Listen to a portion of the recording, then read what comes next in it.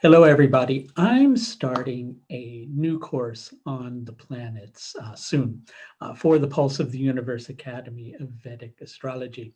If you're watching this at the Pulse of the Universe Academy of Vedic Astrology, you obviously know that by now. But for those of you who are watching this video elsewhere, this course can be found at the Pulse of the Universe Academy.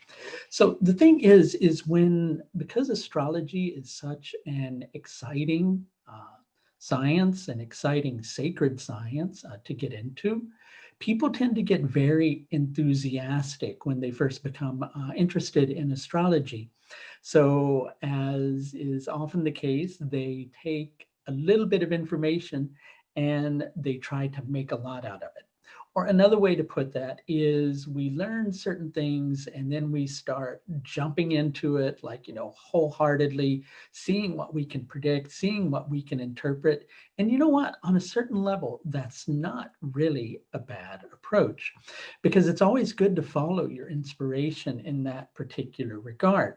But one of the things that happens as a result of that is people generally tend to get a little bit down the road in astrology and they kind of begin to go, I don't know how to predict this. And I don't know how to find this out in the horoscope. And how am I supposed to find out what planet rules somebody's refrigerator? And how am I supposed to learn, like, by looking at a planet, like what country that person or what race that person might be from? How can I figure all of these things out? There's so much information on the planets that people don't learn when they first start working with astrology. So I thought that I would do a mega course, if you will, on the planets, because the thing is if you go back, even if you've been working with astrology for, like, years, and you go back and you study this information, you get so much out of it. And if you're just learning, or if you've been learning for like a year or two, it's good to go back and get into this because it's going to give you a much stronger foundation going forward. So there is a companion text for this course. So if you're partaking in this course, you're going to want to purchase Ernst Wilhelm's Grahas Sutras. It's a very vast compendium of information on the planets, from Brihat Parashara Horus Shastra, lots of other ancient astrological texts. And it's really like a wonderful way to learn the planets. And I'm going to be expanding upon these concepts on the course. So let's talk about all the things that we're going to be learning about the planets. You see, it's a lot. It's such a lot. I actually have to have two pieces of paper to go over it. We're going to be going over the avatars of the planets. Each planet represents an incarnation of Vishnu. You can learn a lot about that particular planet based upon the incarnation of Vishnu that it's associated with. We're going to learn some of the names of the planets that you might not know already, which shed further information on what those planets are all about.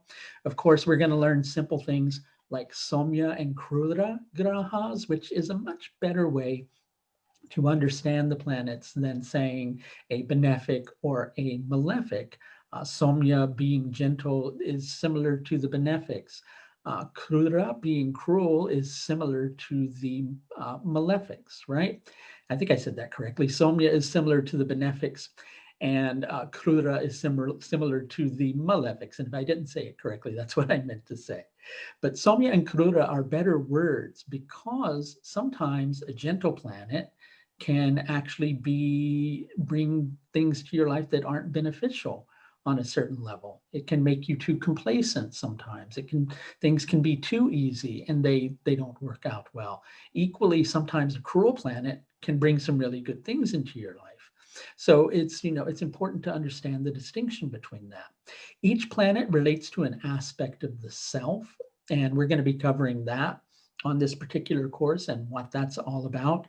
There's a planetary kingdom, and each planet will represent a different member of the royal court of planets, and that's also a really good thing to learn. We're going to be learning about the complexion of the planets, skin tones based upon the planets, races of the planets. Each planet has a gender, which is helpful to understand because it gives further information on how that planet functions. We're going to learn a lot about something called five element theory, which is really, really profound to learn. And it's going to help you to understand so much more about how the planets work. I could, I'm not going to go too deeply into that right now, other than to say, Jupiter rules the element of ether, Saturn rules the element of air, Mars rules the element of fire, Venus rules the element of water, and Mercury rules the element of earth. But there's so much more to that system than that. We're also going to learn about the caste of the planets. The gunas, if you don't know what the gunas are, that relates to whether a planet is Rajasic, Tamasic, or Sattvic.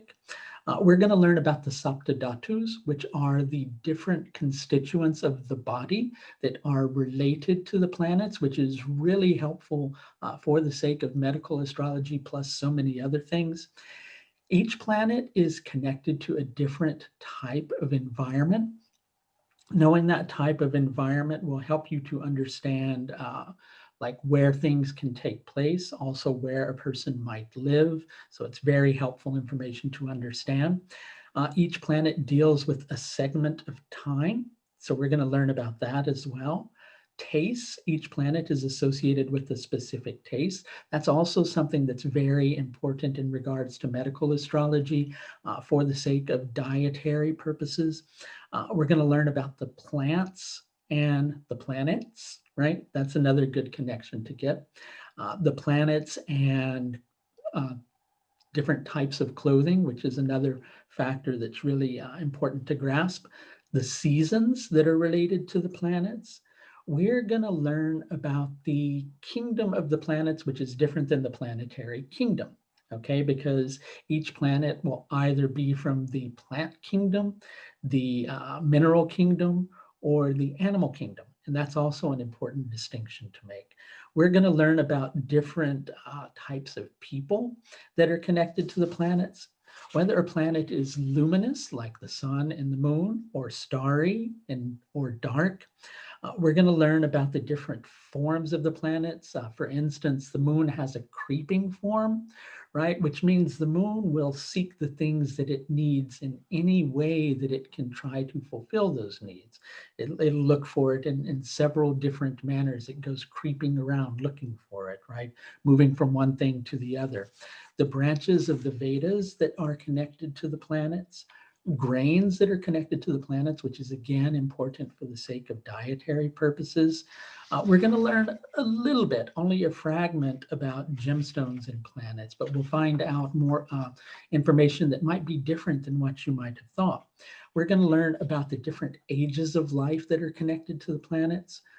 Myths and family connections between the planets, like for instance, Saturn's a child of the sun, planets in the alphabet, planets and numbers, planetary relationships, which some of you probably know already, but we're going to include it on this course anyway, because this course is going to be a constituent of a greater fundamentals course that I'm starting. Dignity of the planets, Rashi aspects between the planets, planetary aspects, and how to pacify the planet. So this is going to be a very, very in-depth course on the planets.